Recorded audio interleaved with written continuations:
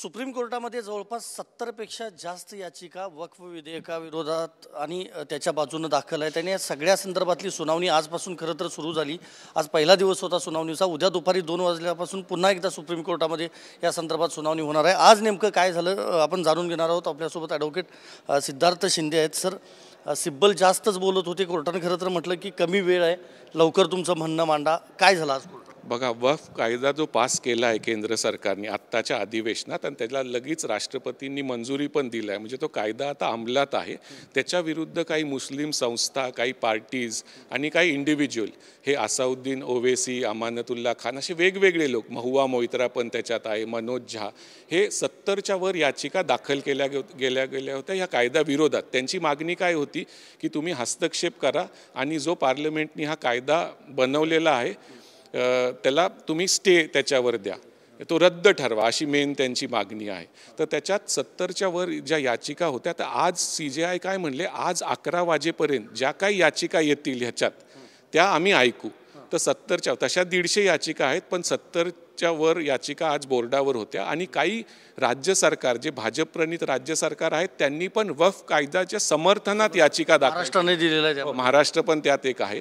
तर त्याच्यात कपिल सिब्बल, अभिषेक सिंघवी, CU सिंग, संजय हेगडे अशा लोकांनी, राजीव धवन यांनी वक्फ कायद्याच्या विरोधात जो कायदा आहे त्याच्यात बाजू मांडली। आणि तुषार मेहता जे ॲडव्होकेट जनरल आहेत, सॉलिसिटर जनरल आहेत इंडियाचे, त्यांनी केंद्र सरकारच्या बाजूनी बाजू मांडली। आणि हरीश साळवे पण होते त्याच्यात। तर त्याच्यात एक अंतरिम आदेश कोर्ट देणार होतं, असं वाटत होतं की आज नोटीस इश्यू होईल केंद्र सरकारला। पण मग नंतर केंद्र सरकारने रिक्वेस्ट केली की उद्या तुम्ही परत 2 वाजता हे ऐका आणि त्याच्यानंतर जे काय अंतरिम आदेश द्यायचे आहेत ते द्या। तर आता उद्या अशीच शक्यता आहे की एवढ्या वेळ जर 2 तासाच मॅटर ऐकलं आणि दोन्ही बाजूंवर प्रश्नांची सरबत्ती केली सरन्यायाधीशांच्या खंडपीठांनी, तर ह्याच्यात नोटीस उद्या नक्की इश्यू होईल।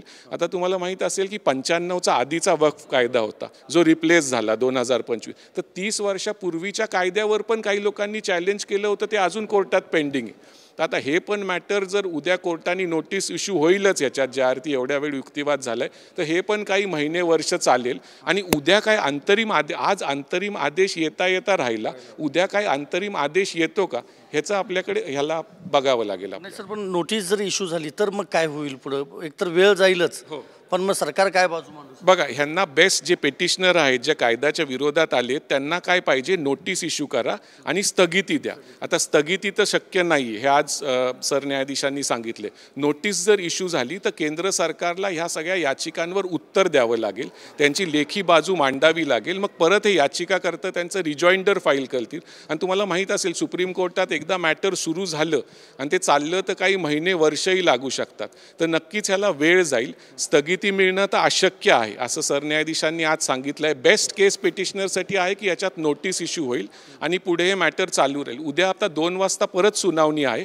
हे सरन्यायाधीश 13 मेला रिटायर होत आहेत। जरी त्यांनी नोटीस इश्यू केली तर पुढचे सरन्यायाधीश याच्यावर मग पुढची सुनावणी कशी होईल ते ठरवतील। धन्यवाद सर आमच्याशी बोलल्याबद्दल। एकंदरीतच संजीव खन्ना हे 13 तारखेला निवृत्त होत आहेत, त्यामुळे भूषण गवई खरं तर हे नवे सरन्यायाधीश असणार आहेत। त्यांच्या कार्यकाळामध्ये देखील वक्फ विधेयकाबाबतची ही जी सुनावणी आहे ती पुढे चालू शकते। व्हिडिओ जर्नलिस्ट विनोद कुमारसह मी संदीप राजगोळकर, TV9 मराठी, नवी दिल्ली।